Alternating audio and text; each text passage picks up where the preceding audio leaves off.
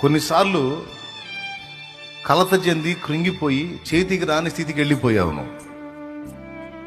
ఆశ్చర్యమైన రీతిని నిన్ను ఆదరించి తన వాగ్దానముల చేత నిన్ను సంధించి ధైర్యపరిచి వెన్ను తట్టి నిన్ను నిలబెట్టుకున్నాడు. ఇప్పటిదాకా నిలబెట్టుకుంటా వచ్చాడు ఆయన.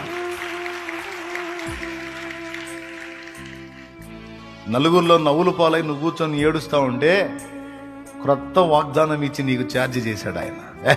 ఎడమ పిచ్చోడా, నిన్ను అవమానపరిచేది నేను లేనా? అవమానం చేయని నీ తలెత్తుతా కదా నేను. ఈరోజు నిన్ను చూసి నవ్వుతున్న వాళ్ళు సిగ్గుపడేటట్టు నేను నిన్ను నిలబెట్టుకుంటాను. ఆ నిందకు లక్ష్య పెట్టొద్దు, ఆ అవమానాన్ని లక్ష్య పెట్టొద్దు, ఆ తృణీకారాన్ని లక్ష్య పెట్టొద్దు. నేను నీ పక్షంగా ఉన్నా అని నీ పక్షం వహించానని చెప్పి నీ వెన్ను తట్టి ధైర్యపరిచి నిన్ను నిలబెట్టిన ఘట్టాలు లేవా?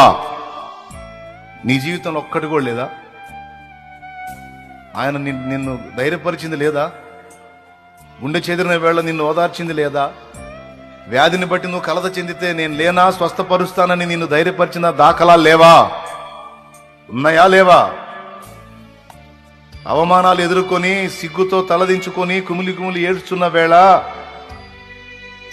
అవమానానికి ప్రతిగా నీకు ఘనతనిస్తాను నా కుమారి, బాధపడకు తల్లి అని నేను ఓదార్చిన ఘట్టాలు లేవా? అవి గుర్తుకు రావా? గుర్తొచ్చినప్పుడు హృదయం కదలదా? కదిలినప్పుడు కన్నీళ్లు రావా?